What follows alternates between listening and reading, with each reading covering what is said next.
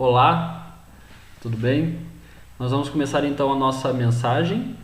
O título é Sorria, você está sendo filmado. Com certeza você já viu essa frase várias vezes no nosso dia a dia. Nós estamos muito acostumados com esse tipo de vigilância. É uma tendência muito forte nos últimos anos, nas últimas décadas, essa questão da vigilância por parte de diferentes órgãos. Existem cada vez mais câmeras, então provavelmente tem uma câmera na sua casa ou de algum vizinho, tem câmera em qualquer lugar que você vai ou quase qualquer lugar que você vai. Eu escrevi ali programas de cadastramento. Aqui em Arapoti, ontem, quinta-feira, aconteceu uma coisa muito diferente, que todas as pessoas ficaram até surpresas. E eu creio que é uma tendência mundial, não foi a prefeitura de Arapoti que tirou essa ideia do nada. Eu creio que eles viram isso em algum outro lugar, que é de todo o comércio a cadastrar os clientes que entram. Então você tem que pegar o RG, o CPF e o número de telefone e jogar essas informações numa plataforma online, para que a prefeitura tenha um controle de onde as pessoas estão andando, a frequência com que elas estão indo, e se alguma delas está contagiada, você tem o controle de em que lugar que ela frequentou. E isso é uma tendência muito grande de existir esses tipos de programas de cadastramento. São mais variadas formas. Com certeza nós estamos em diversas plataformas como essa. Também coloquei ali redes sociais. Então as redes sociais são uma forma de, digamos assim, uma forma de fiscalização, onde você mesmo,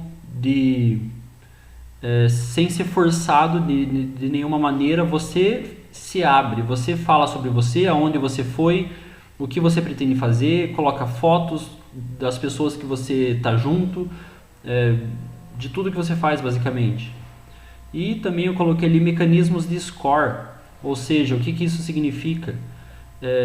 Avaliações que órgãos fazem sobre você. Por exemplo, se você vai no banco e você quer um empréstimo, o banco vai analisar o seu score, ou seja, a sua pontuação, o quanto você é confiável ou não para eles te emprestarem dinheiro. Isso também é uma tendência em governos. A China trabalha dessa forma.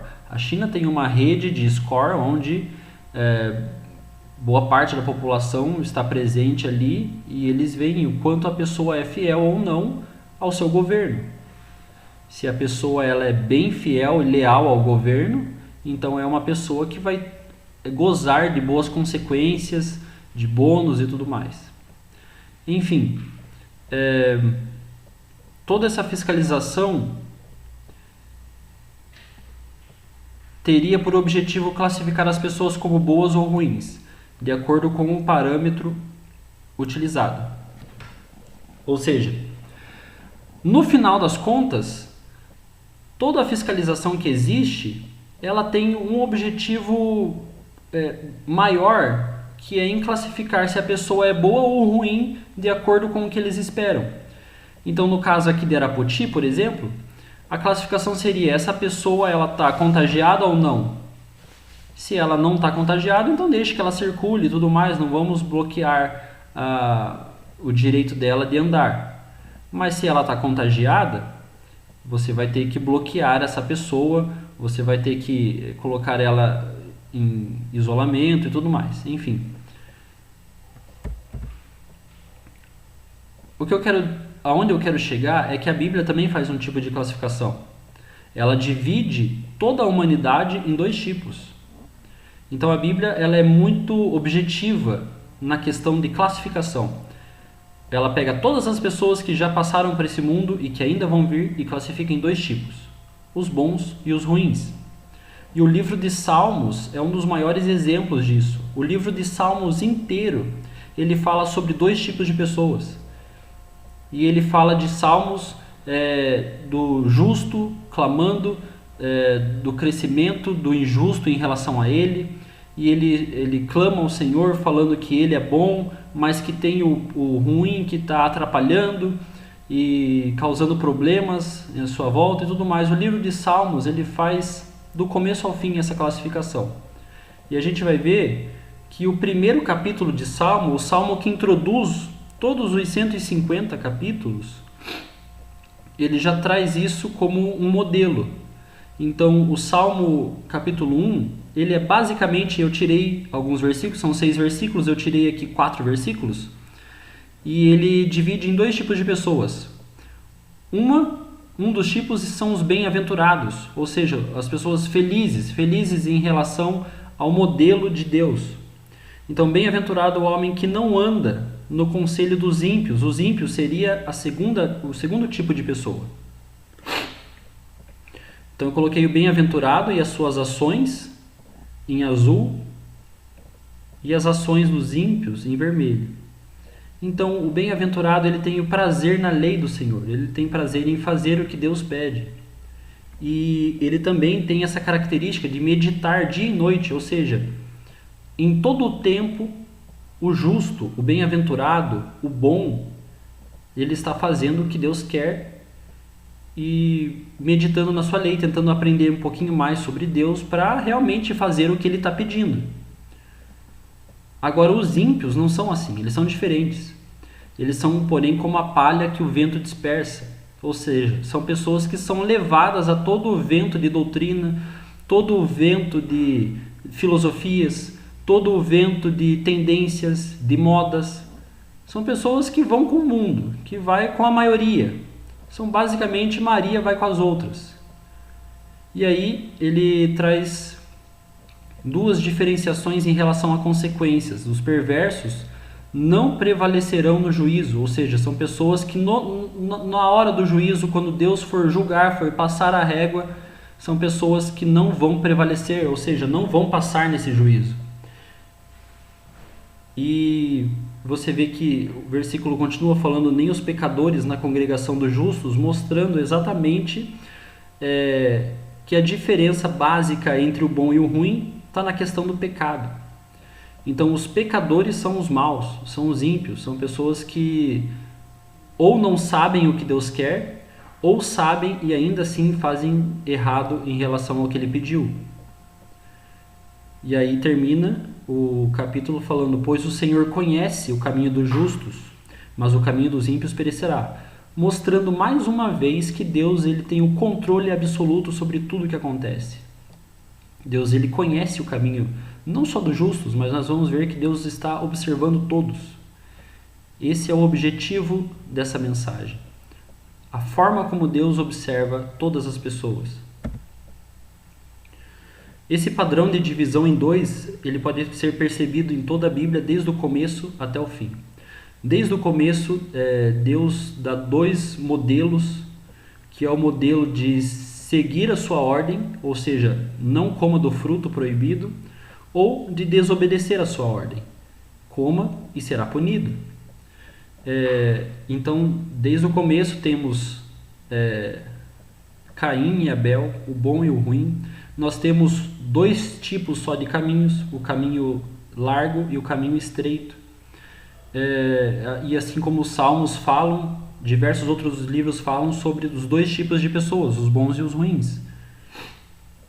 E outro livro que também trata sobre 2 tipos de pessoas, basicamente o livro todo fala sobre 2 tipos de pessoas, mas ele fala de uma maneira mais...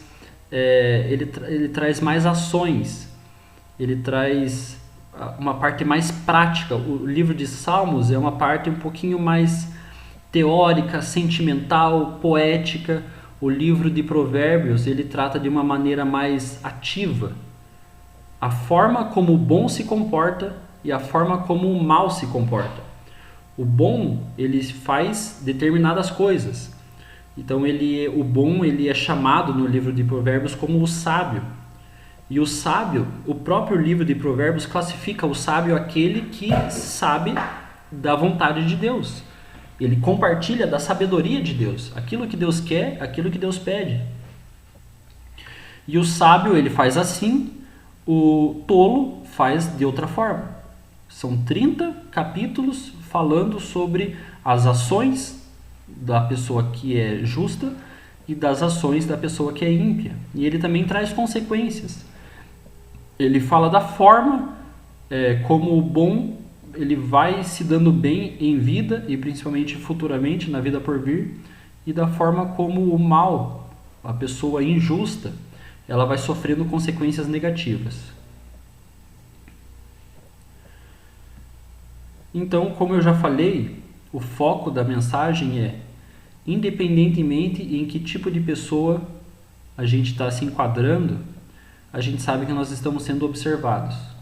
Então, se a pessoa é boa ou se a pessoa é má, se a pessoa é sábia ou tola, se a pessoa é justa ou ímpio, se a pessoa é bem-aventurado ou não, ela está sendo observada por Deus.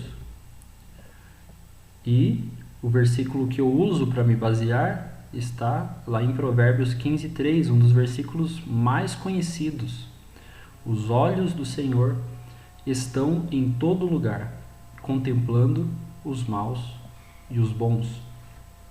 Mais uma vez, os olhos do Senhor estão em todo lugar, contemplando os maus e os bons. Então Deus está vendo tudo. Ele está vendo tudo e todos. O que todo mundo está fazendo, e a gente...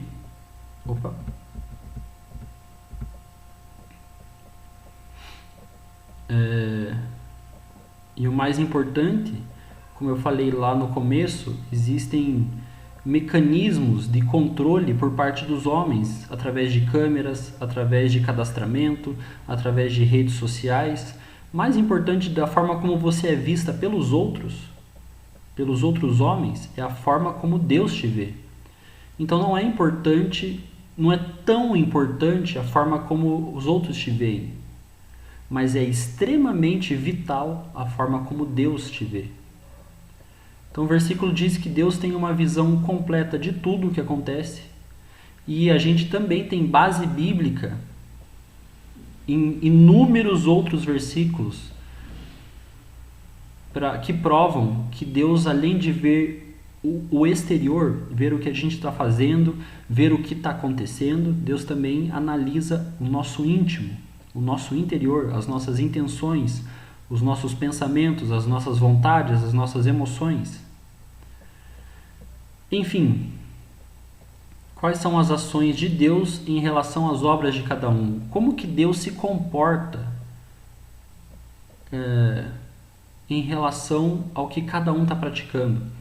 Deus, o versículo fala que Deus vê, Deus está contemplando, mas esse contemplar, será que dá essa noção de que Deus ele está de uma maneira estática?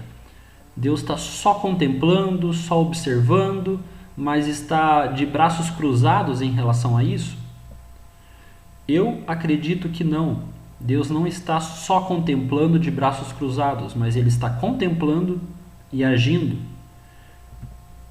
E, em relação a isso, nós vamos ver dois tipos de consequências para o comportamento individual. Ou seja, Deus age em relação à forma como nós nos comportamos. E existem consequências para as pessoas boas e consequências para as pessoas más. O versículo fala: os olhos do Senhor estão em todo lugar contemplando os maus.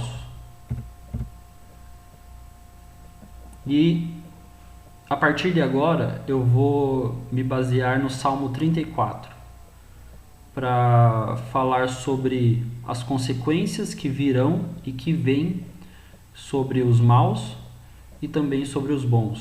Então o Salmo 34 é mais um dos inúmeros exemplos bíblicos de divisão em dois tipos. Se você olhar, se você ler, e você deve ler, até de preferência você deveria abrir a sua Bíblia no Salmo 34, que nós vamos ficar lá até o final. O Salmo 34 ele simplesmente divide em dois tipos de pessoas. Assim como quase todos os salmos, ou eu acho que todos os salmos falam em dois tipos de pessoas. Esse salmo ele traz uma abrangência muito maior para os bons. Em específico, esse salmo trata mais sobre os bons, sobre as qualidades dos bons e também as consequências que virão sobre eles. Mas ele também traz lições importantíssimas em relação aos maus. Então são 22 versículos nesse salmo. 20 falam sobre os bons e 2 apenas falam sobre o mal, tratam diretamente com o mal. E o próprio teor desses 2 versículos revelam o porquê que são 20 versículos tratando sobre bons e apenas 2 tratando sobre os maus, sobre os ímpios. E o versículo é esse, Salmo 34:16, ou seja, ele passa 15 versículos falando sobre o bom. Ele passa 15 versículos falando sobre o justo, sobre aquele que ama a Deus, aquele que conhece e quer agradar a Deus. Para daí lá no versículo 16 ele falar sobre os maus. E ele explica por que dessa demora, o porquê dessa falta de interesse, digamos assim, sobre a consequência que virá sobre os maus. Salmo 34:16 fala: o rosto do Senhor está contra os que praticam o mal, para lhes extirpar da terra a memória. Ou seja, Deus ele vira o rosto para o mal.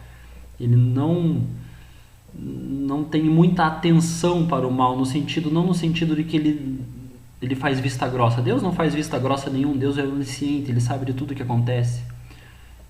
Como o próprio Provérbios fala, os olhos do Senhor contemplam os maus e os bons. Aqui fala mais ou menos da reação de Deus em relação aos maus. Deus odeia. O versículo fala em virar o rosto, mostrando o quê? Mostrando a santidade de Deus em relação ao pecado. Deus sabe quem é pecador e quem não é. Deus sabe quais são as obras que essas pessoas praticam, porque Deus é onisciente. Mas ele vira o rosto porque a santidade de Deus é contra todo o pecado.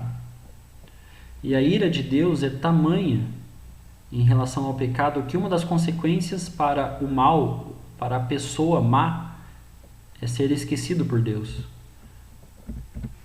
O rosto do Senhor está contra os que praticam o mal, para lhes extirpar da terra a memória. A vontade de Deus em relação ao pecador é acabar, é liquidar, é não deixar nem rastro dessas pessoas.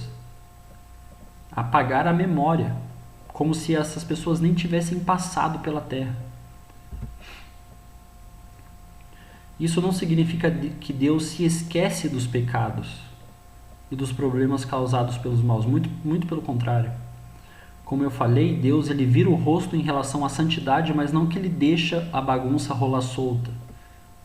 De forma alguma. Deus ele pune e ele vai julgar as ações de cada um.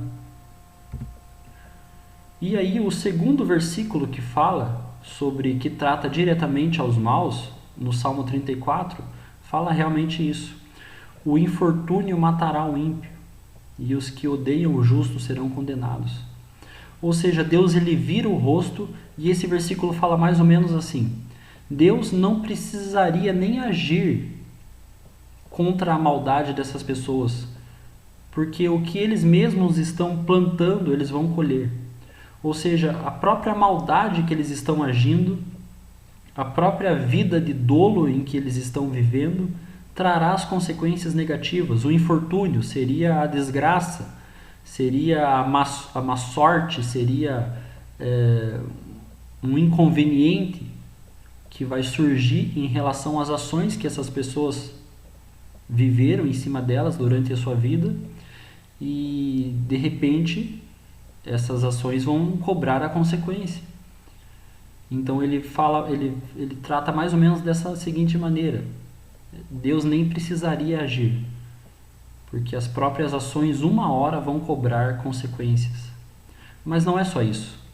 Deus ele age e ele vai agir em relação ao pecado, em relação ao ímpio. E o versículo termina: e os que odeiam o justo serão condenados. No futuro terão uma condenação eterna, de que a Bíblia fala do começo ao fim. A Bíblia ela é escrita com o objetivo de alertar a humanidade de que existe uma condenação final. Como eu falei, as próprias ações dos maus trarão as consequências negativas a eles. Se isso não bastasse, a intervenção de Deus em relação a eles é de literalmente apagar a memória e sofrerão a condenação eterna, que foi tudo que eu acabei de falar. E agora os bons. Quais são as consequências para os bons? Eu falei que são 20 versículos só falando sobre os bons no Salmo 34. Então o Salmo reserva muito mais consequências aos bons. Assim como os maus não devem se preocupar muito com o juízo de Deus, os bons muito menos. Por que eu escrevi isso? Porque os maus eles vivem como se Deus não existisse. Ou, se acredita que Deus exista, não estão preocupados em fazer o que Deus se agrada. Ou seja, eles não estão nem aí com a vigilância de Deus. Uma boa parte vai falar que não existe Deus, uma outra grande parte vai falar que Deus não está preocupado com a forma como eles vivem, e essas pessoas, de uma maneira geral, vão falar que elas mesmas vivem sobre as suas próprias regras.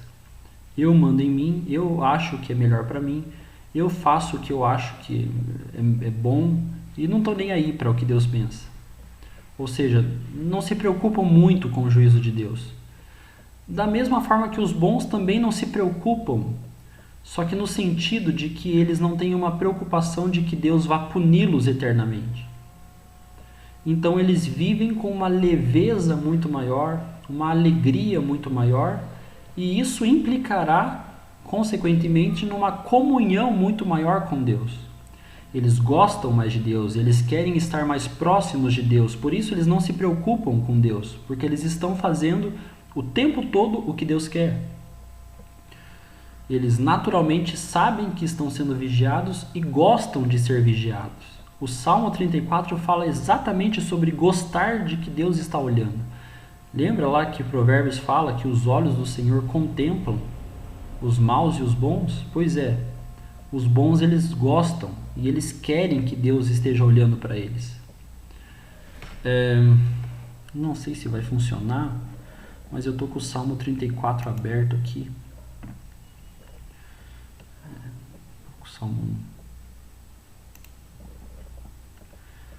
O primeiro versículo, ele fala exatamente isso. Bendirei o Senhor em todo o tempo. Ou seja, em todos os momentos eu estou próximo de Deus, louvando a Deus.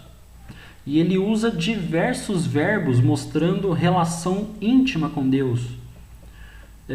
Engrandecei o Senhor comigo, busquei o Senhor,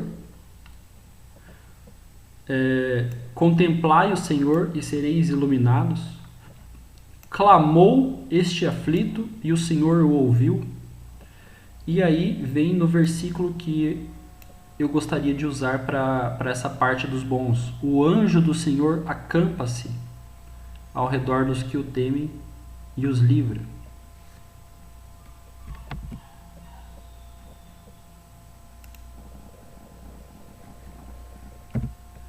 O anjo do Senhor acampa-se ao redor dos que o temem e os livra. Salmo 34, 7. Ou seja, o salvo, o cristão, o bom, o justo, ele gosta da fiscalização de Deus. Ele não quer fugir da presença de Deus, ele não quer fazer as coisas escondidas de Deus, porque ele quer que Deus esteja protegendo, ele quer a comunhão com Deus. Ele não tem medo de fazer o que está fazendo, porque na sua essência ele procura sempre agradar a Deus.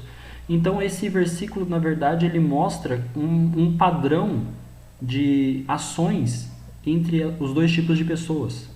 Se você é uma pessoa que é justa, se você é uma pessoa bem-aventurada, se você realmente é um cristão, você deve se preocupar em se enquadrar em relação a esse Salmo 34. Fazer o que Deus pede, buscar, estar em comunhão, clamar a Ele e em todo o tempo desejar que Deus esteja fiscalizando.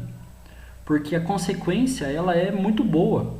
O anjo do Senhor acampa-se ao redor dos que o temem e os livra. Então o anjo do Senhor ele não se acampa ao redor dos que não temem Ele, dos que não estão nem aí, dos que estão fazendo coisas escondidas, escusas. que estão na espreita, fugindo do juízo de Deus, fugindo ou tentando fugir dos olhos de Deus.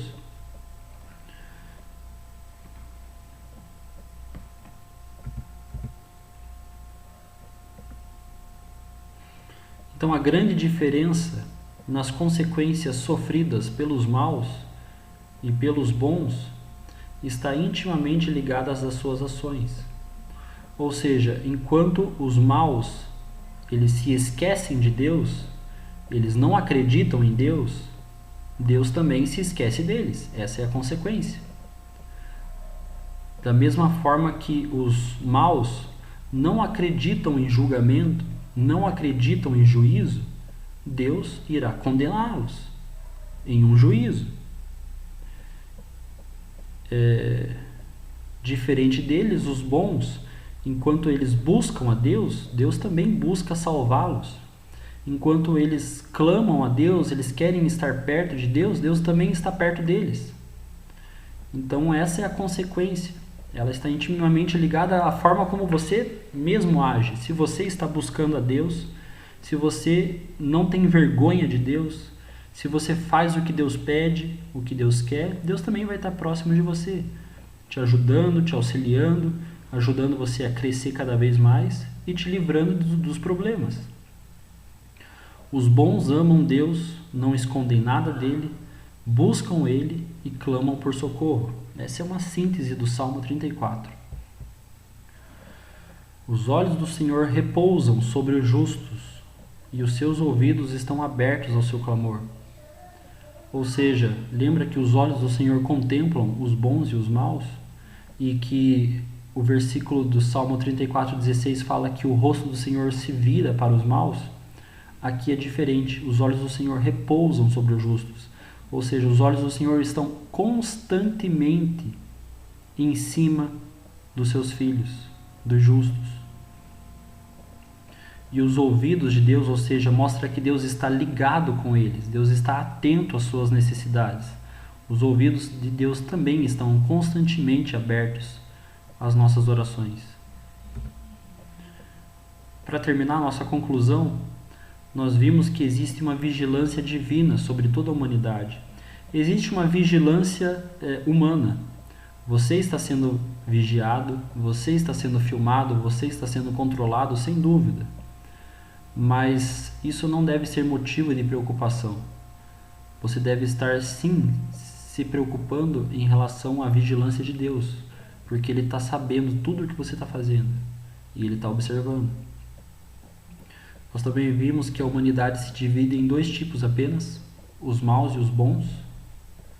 Mas o que fica, talvez a principal pergunta seria: o que faz de alguém ser mau ou bom? Porque uma das características do mal é achar que tudo que ele faz está certo. Ele não tem uma norma geral que qualifica as suas ações, que classifica as suas ações. Ele faz o que ele acha, o que ele pensa ser melhor. Mas você pensar alguma coisa, você achar alguma coisa, não significa nada, não vale nada. O importante é a classificação de Deus sobre as suas ações. Então, diante dos olhos de Deus, sobre a perspectiva de Deus, você é bom ou você é mau? Então nós vamos buscar a resposta lá no Salmo 1, mais uma vez. Salmo 1:2. Salmo 1:2. A maioria de vocês com certeza já sabe de cor e salteado. Bem-aventurado o homem que não anda no conselho dos ímpios, antes o seu prazer está na lei do Senhor, e na sua lei medita dia e de noite. Então essa é a principal característica que te faz ser bom. Você tem prazer na lei do Senhor, ou seja, você busca conhecer a Deus cada vez mais, você busca compreender a vontade de Deus cada vez mais, e você busca intimidade constante com Deus. Você medita na lei dele dia e noite.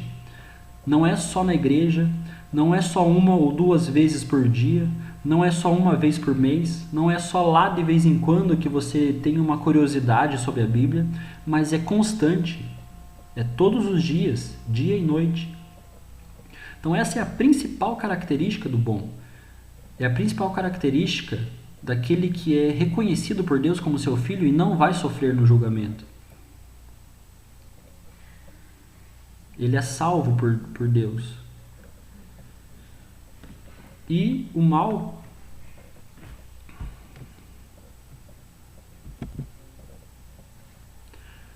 é o contrário. Ele ou não acredita em Deus, ou acredita, mas faz o que ele acha que é melhor. Ele tem as suas próprias regras, ele tem a sua própria forma de salvação. Ou seja, enquanto o justo ele se preocupa com a forma que Deus deixou para você ser salvo, porque é Deus quem criou a salvação. É Deus quem dá a salvação. E ele dá isso de uma maneira criada por ele mesmo, um modelo criado por ele mesmo. O justo corre atrás disso. Ele quer entender como é esse modelo, o que ele tem que fazer para ser salvo. E ele faz, ele vai atrás. Ele se preocupa e ele se mantém no caminho. Agora o mal não. Ele faz as suas boas obras, que às vezes até podem ser boas mesmo. E ele acredita que a forma como ele se comporta é a forma que Deus vai salvá-lo. Então ele mesmo cria as suas próprias regras e acha que viver dentro das suas regras vai ajudar em alguma coisa. Quando a gente vê que é o contrário. Existe uma lei de Deus e existe uma forma de cumprir. Então eu encerro falando que o bom faz o que Deus quer, da forma como Deus quer. Então saiba que você está sempre 24 horas por dia sendo vigiado por Deus. E que se você quer ser vigiado de uma maneira mais amável, mais próxima de Deus, seja filho dele. Faça o que Deus pede da maneira como ele pede. E não se esconda dele, porque é impossível. Muito obrigado pela atenção e até mais.